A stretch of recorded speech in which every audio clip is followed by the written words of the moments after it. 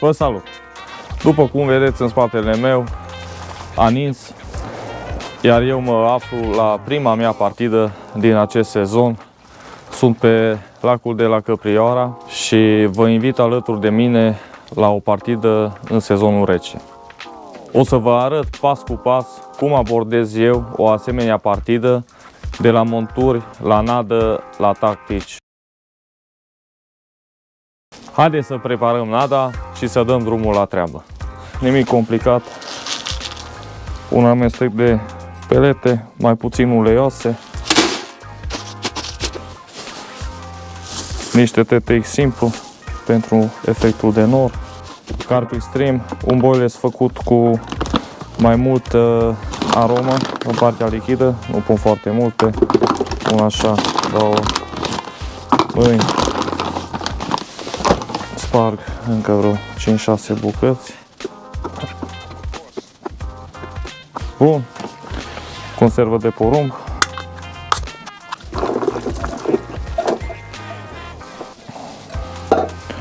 Și niște cesele.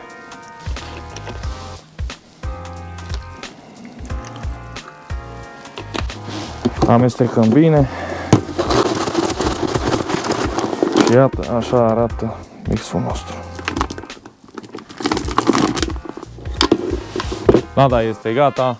Mă duc să nădesc un pic, după care urmează să îmi poziționez lansetele și așteptăm trăsătura.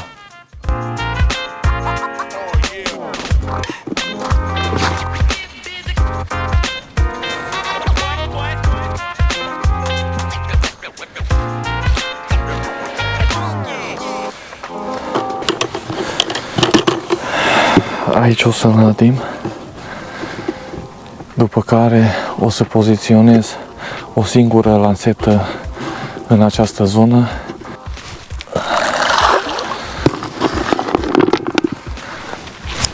Arunc așa mai departe un pic, nu chiar la margine.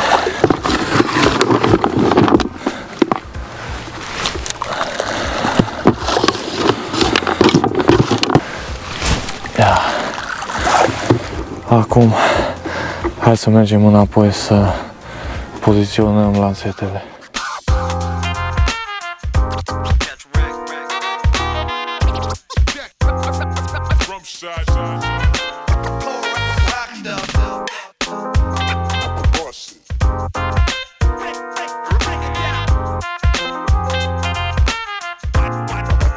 Acum, cu toate lansetele poziționate, nu mai rămâne nimic de făcut decât să mă bucur de pescuit și să mă relaxez un pic, poate prind și un pește.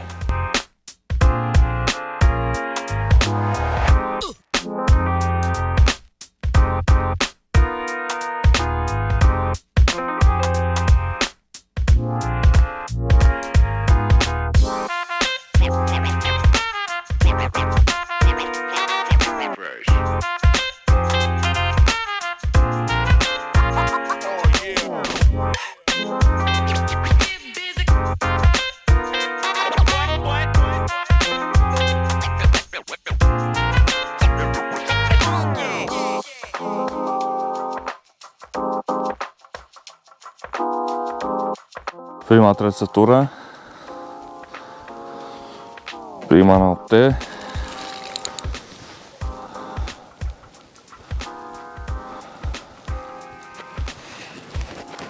Sper să îl și putem scoate. Am venit la lanseta de pe standul 1.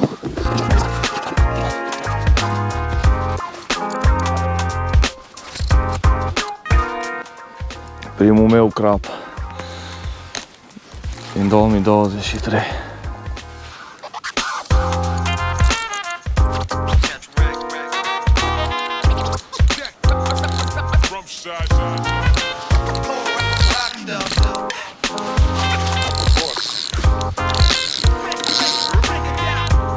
Bine, mă! Este!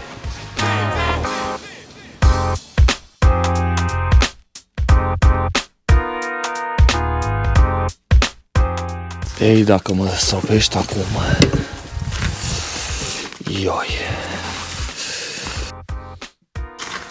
Frumos. Roni direct în buza de jos.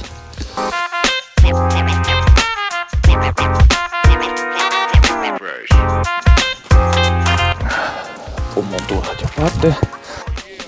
Nu mă ocup de lansetă, mă ocup de pește.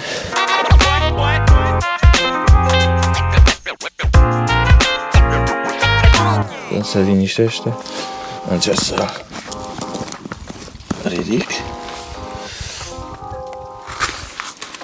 Iată. Primul meu crap în sezonul 2023. Hai să cântărim.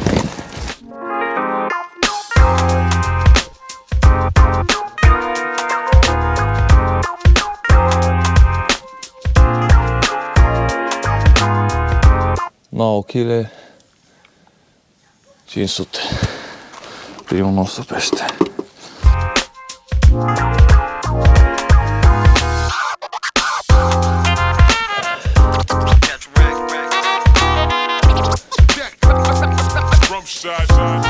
Oh, perfect. Îl eliberăm.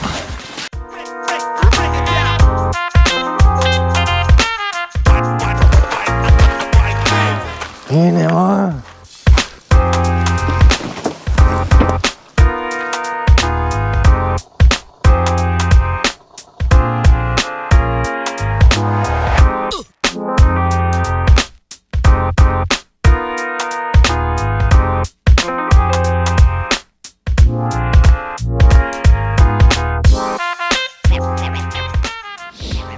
Bună dimineața! Am aproape 24 de ore pescuite deja. Prima noapte spre dimineață la 5:30 aproximativ am reușit să prind un crap de aproape 10 kg de pe standul 1. Acum urmează să schimb lansetele. Astăzi se încălzește un pic vremea, poate, sper eu, ca peștii să se tragă mai mult spre standul 1. O să pescuiesc cu o lansetă în continuare standul 4 pe boiles și o să urc o lansetă spre capătul ălalt al lacului, standul 6-7, cam așa, cu un pop-up simplu, cu o lopățică de nadă peste, să vedem care va produce pește. Deocamdată zona înăldită pe standul 1 a produs singurul pește. Dacă mai reușesc să capturez ceva din zona aia, cel mai probabil o să continui să nădez zona. Am băut deja cafeaua, mă apuc de treabă, poate reușesc să mai capturez ceva pește astăzi.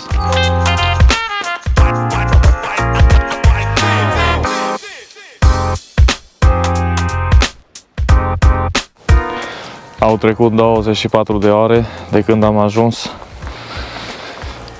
Ieri, la ora asta, era zăpadă peste tot. Azi dimineață a plouat, iar acum este soare și cald. Acum, cu încălzirea vremii, sper ca peștii să fie puțin mai activi.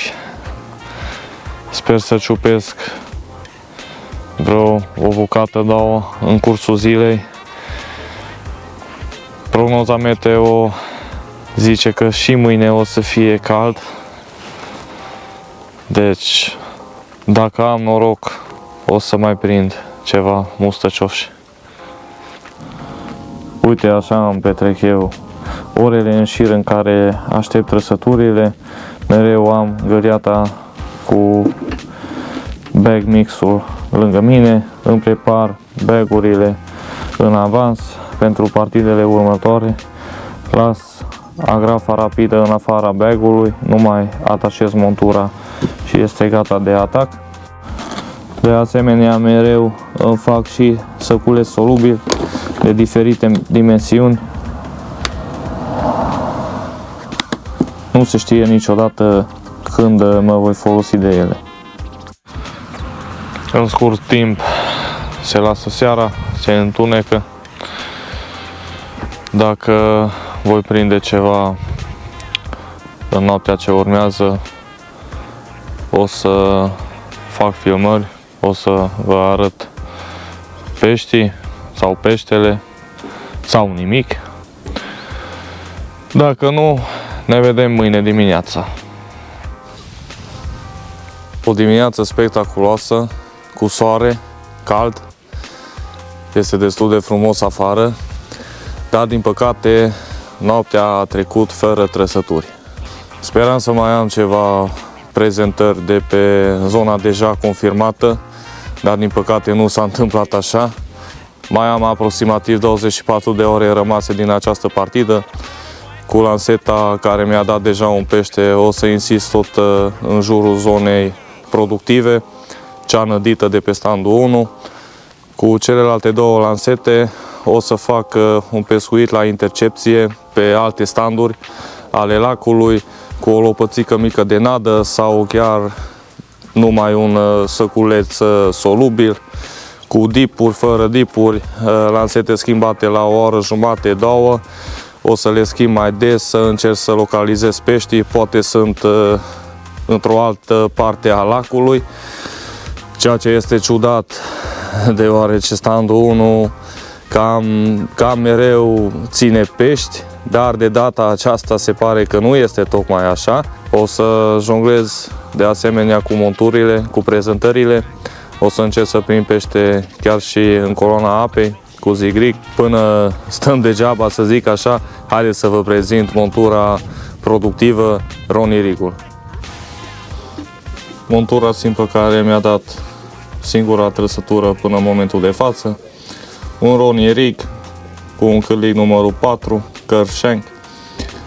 Ca și momeală am folosit un pop-up de 12 mm de culoare portocalie și un fake corn alb.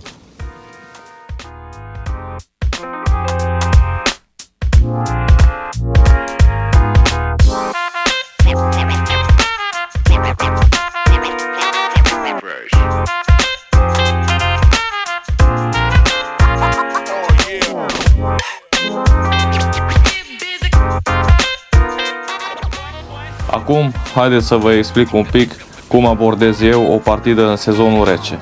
În primul rând, trebuie să cunoaștem comportamentul crapilor iarna ca să luăm decizii corecte în legătură cu tactica, nada și monturile folosite.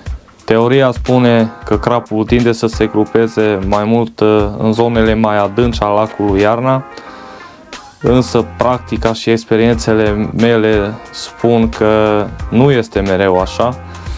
Am avut partide în sezonul rece în care am prins crap dintr-o apă destul de mică, chiar și de 1 metru, așa că sfatul meu este: căutați crapii în mai multe zone, că nu se știe niciodată unde au ei confortul lor termic. Dacă aveți norocul să sară, să se arate într-un mod sau altul pe undeva, dacă vedeți semne de crapi, merită încercat pescuit acolo. Această perioadă este mai mult despre localizare decât pescuitul clasic în plin sezon, când nădim și așteptăm peștii să vină la noi. Nu, acum de cele mai multe ori noi trebuie să mergem după pești, dacă avem posibilitatea, bineînțeles. Dacă am reușit să localizez peștii, încep să pescuiesc zona respectivă cu o singură lansetă, preferabil cu ajutorul bag-ului sau cu un săculeț solubil. Ideea este să am o porție foarte minimă de nadă în jurul cârligului. Dacă zona începe să-mi producă trăsături, nu mi-e frică să duc mai multă nadă, să nădez zona, poate îmi cresc frecvența trăsăturilor. Cât despre monturi, pescuiți cu ce ați avut rezultatele tot sezonul. Eu fac ajustări foarte minime la monturile mele, mai mult mă joc cu echilibrarea lor decât cu mărimea căligelor sau cu mărimea momelii. Am prins crapi în decembrie și cu 2 bile de 20, deci mă bazez pur și simplu mult mai mult pe localizare decât pe monturi. Amestecul meu de înădire este una foarte simplă, după cum v-am arătat deja. Folosesc pelete de diferite dimensiuni, ideea este ca ele să nu fie uleioase, niște porumb la conservă, boilesuri și CSL. Acum, cum am aplicat eu toate treburile astea aici pe lacul Căprioara? Am decis să fac această partidă pe un stand pe care îl cunosc destul de bine, standul numărul 1. Chiar la începutul partidei, după ce am ajuns, am nădit o porție mică a standului, destul de compact. Până în momentul de față, zona respectivă mi-a dat singurul pește, iar cu celelalte 2 lansete am făcut un pescuit la intercepție pe tot restul lacului, însă din nefericire fără prea mult succes până în momentul de față. Mai am în jur de 20 de ore din această partidă, sper să vă mai pot arăta niște capturi.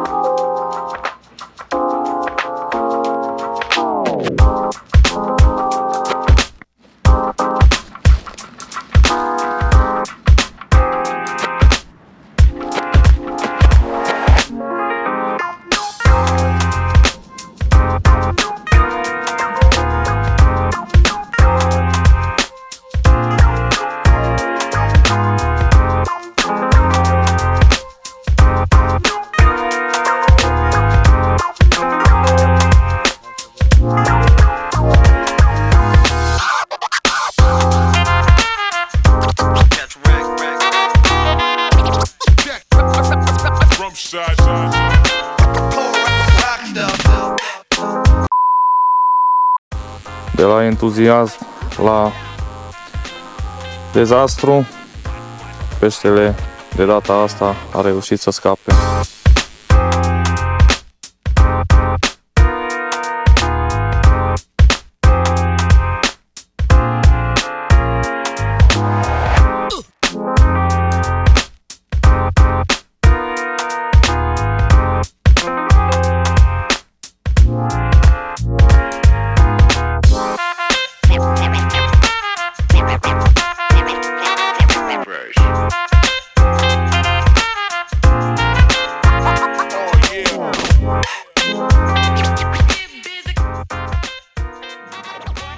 Este ultima mea dimineață aici pe Căprioara.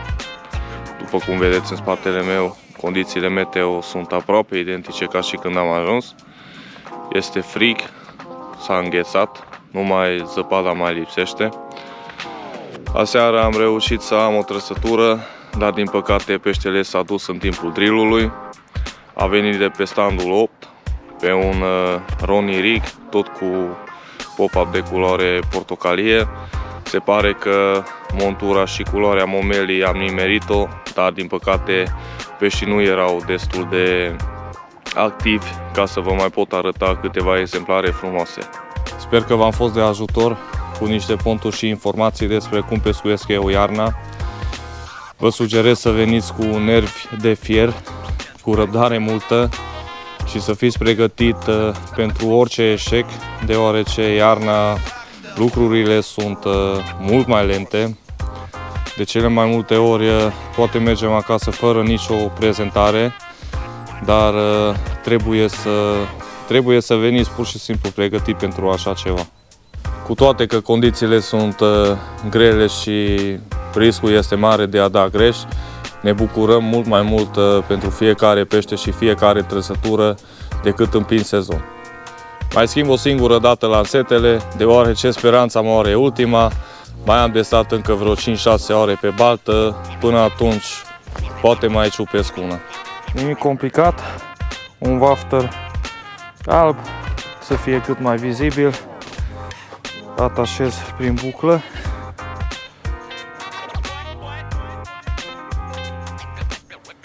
Așa, îl trec peste. Montura este atașată. Hai să și lansez. Sper să nu crape lanseta în două.